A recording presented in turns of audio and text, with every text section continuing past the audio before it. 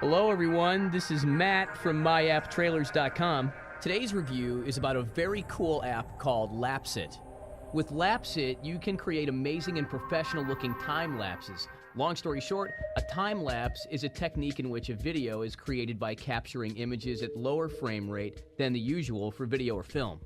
If we capture 30 frames per second and play them back at 30 frames per second, well, that's just a regular video. But what happens if we capture one frame every 12 seconds and play it back at 30 frames per second? Aha! Friggin' awesome, right?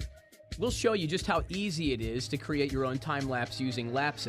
You can download the free version from the Android market and try it out today. As you can see, it's a very simple, straightforward app. Before capturing anything, we want to go to Settings.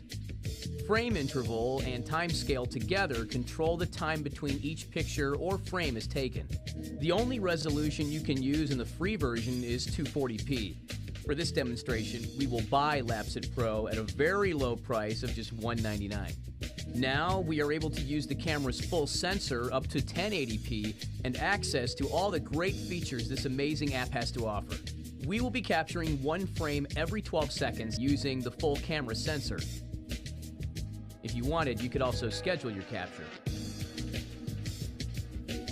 The left menu of the capture interface is so easy to use. It has shortcuts for basic functions. So here we are at the Navy Pier trying to capture the sunset behind the Chicago skyline. Just try to make sure your phone stays still during the capture. We attached ours to a camera tripod. You can also buy a special tripod for your phone. Some classic subjects of time-lapse photography include cloudscapes and celestial motion, plants growing and flowers opening, cars and people in the city.